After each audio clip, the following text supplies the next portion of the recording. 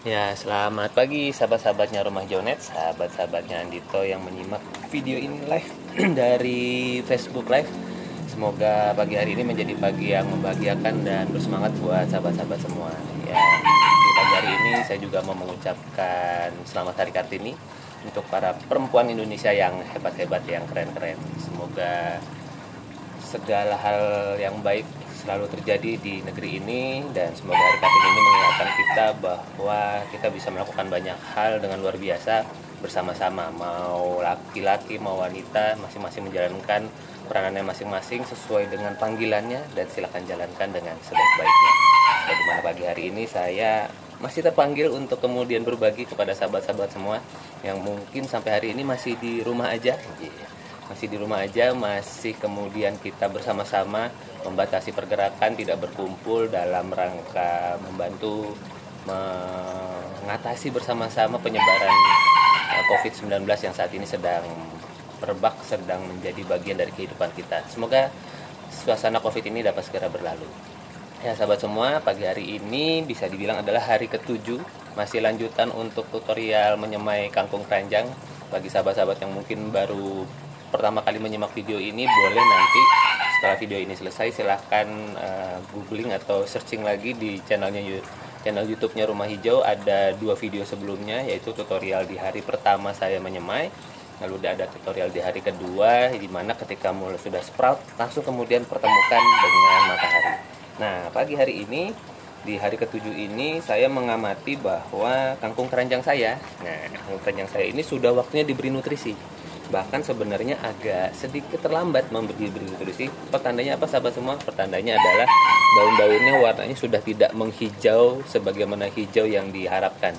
Jadi hijaunya tuh agak hijau muda, jadi ini sebetulnya dia sudah membutuhkan nutrisi. Nah, kalau boleh saya sharingkan dulu kepada sahabat-sahabat semua, bagaimana sih sebenarnya suasana daun yang sudah layak diberi nutrisi itu. Sebetulnya kalau di kangkung itu dia berdaun muncul ketiga dan keempat. Jadi misalnya dilihat sini ada daun awalnya, kan di sini ada daun 1, daun 2. Nah, ini daun ketiganya ini sebetulnya sudah waktunya diberi nutrisi. Jadi kalau sahabat-sahabat semua melihat kangkung-kangkungnya sudah mulai banyak daunnya, sebenarnya sudah waktunya diberi nutrisi. Nah, kemarin saya agak terlambat saja, karena itu di tutorial ini mungkin sedikit berbeda dari tutorial yang lainnya, karena sebenarnya yang mau saya hadirkan adalah di dalam kita berurban farming itu adalah bagian dari keseharian. Tentu kalau kita bisa menghadirkan sebuah kondisi yang ideal, bagus banget. Namun channel ini sebetulnya diadakan untuk menjadi sahabat seperjalanan teman-teman, bagaimana bahwa berurban farming itu ya merupakan bagian dari keseharian kita. Kadang kita ada prioritas yang lain, kadang kelewat. Itu adalah hal yang sangat biasa teman-teman. Yang penting apa? Jangan berhenti untuk terus menanam, karena itu kalau kita tidak menanam ya kita tidak akan memanen. Jadi kita tetap mengalokasikan waktu ya 5 menit, 10 menit, setengah jam untuk kemudian kita berurban farming.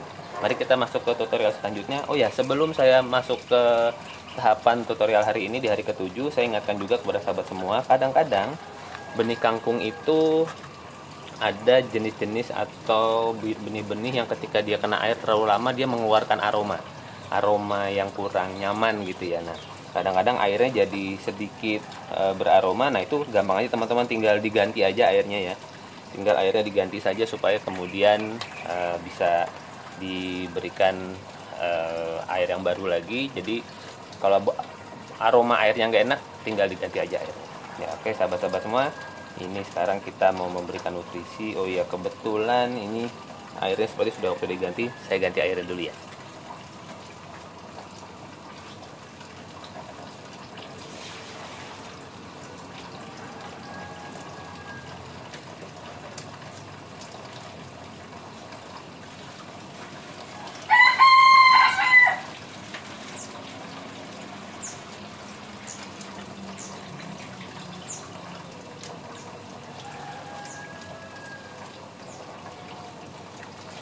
Ya, sudah tiba lagi. Ada, kita sapa dulu sahabat-sahabat yang sudah hadir. Tadi ada Kak Dede Handayani, ada Kak Vina Quencia Adisvi, dan senior saya hadir lagi nih, Bu Dede. Bu Dede sehat? Semoga lancar ya, lancar juga bank sampahnya di dalam memberikan pelayanan. Saya dapat banyak sekali informasi dari Mbak Wilda seputar keseruan yang dihadapi bank sampah di dalam momen-momen COVID-19 ini.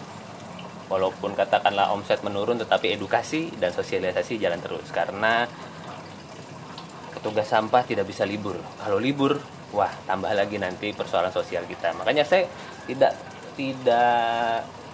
sungkan-sungkan atau tidak bosan-bosan untuk mengingatkan melalui channel YouTube saya bahwa yuk kita mulai memilah dan mengolah sampah rumah tangga kita, khususnya memilah dari sampah organik dan anorganiknya. Kenapa? Karena dengan memilah, maka sahabat-sahabat semua sudah membantu mengurangi penumpukan sampah di tempat pemilahan sampah yang baik sementara maupun yang akhir. Jadi yuk mulai memilah. Caranya gimana? Banyak banget, silakan googling saja. Tapi kalau teman-teman mau saya mendampingi, bisa kemudian daftar di kelas pelatihan composting online saya di BitLife Pelatihan Composting Online. Nanti boleh japri kalau mau tahu linknya atau bagaimana cara daftarnya. Oke, kita lanjut ke tutorial. Jadi setelah kemudian airnya diganti, boleh. Jadi air pertama itu silakan sekali diganti teman-teman. Lalu yang kita perlu persiapkan adalah nutrisi AB Mix. Ya, ini AB Mixnya seperti ini. Dan apakah kita memerlukan TDS meter? Ini opsional. Jadi kalau buat saya sih ini, karena ini kangkung keranjang ini kan diharapkan bisa dilakukan oleh teman-teman yang mungkin belum memiliki TDS meter. Jadi sebetulnya prinsipnya, karena kangkung itu sangat mudah tumbuh, yang penting di airnya itu teman-teman berikan nutrisi. Nah, di sini saya sudah ada nutrisi AB Mix. Yang A-nya di sini yang warna merah, yang B-nya warna hijau. Nah, saya mencoba tuangkan setengah tutup botol. Jadi masukkan nutrisi A setengah tutup botol. Lalu masukkan nutrisi B setengah tutup botol. Oke, kita kasih lihat kangkungnya ya. Nah, ini dia. Saya tadi sudah masukkan setengah tutup botol A dan setengah tutup botol B di sini. Kita aduk-aduk.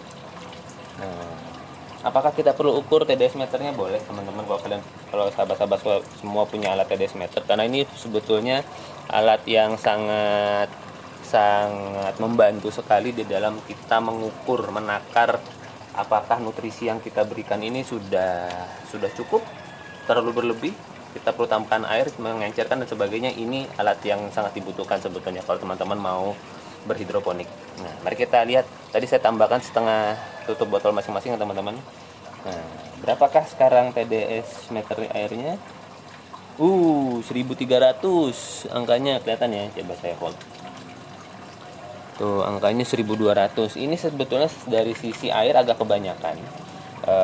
Dari sisi nutrisi ya, dari sisi PEPM-nya ini kebanyakan, sehingga karena apa, tanaman ketika baru ketemu sama nutrisi itu sebaiknya di angka 500 ppm 500. Karena ini kebanyakan, nanti saya akan bagi-bagi air nutrisi ini kepada yang lainnya. Saya contoh sedikit. Nah, saya di sini kebetulan juga ada kangkung yang lain nih sahabat semua.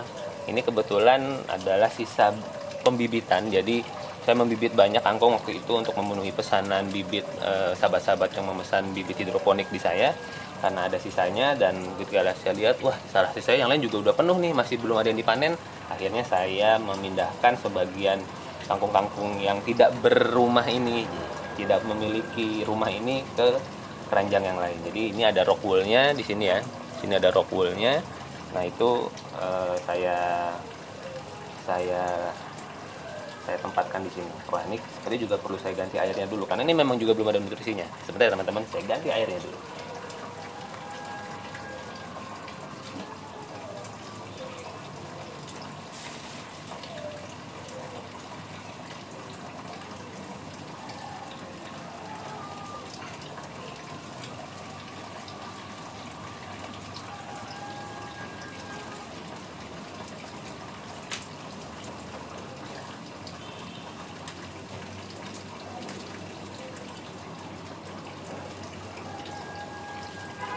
Iya, sudah selesai mengganti air.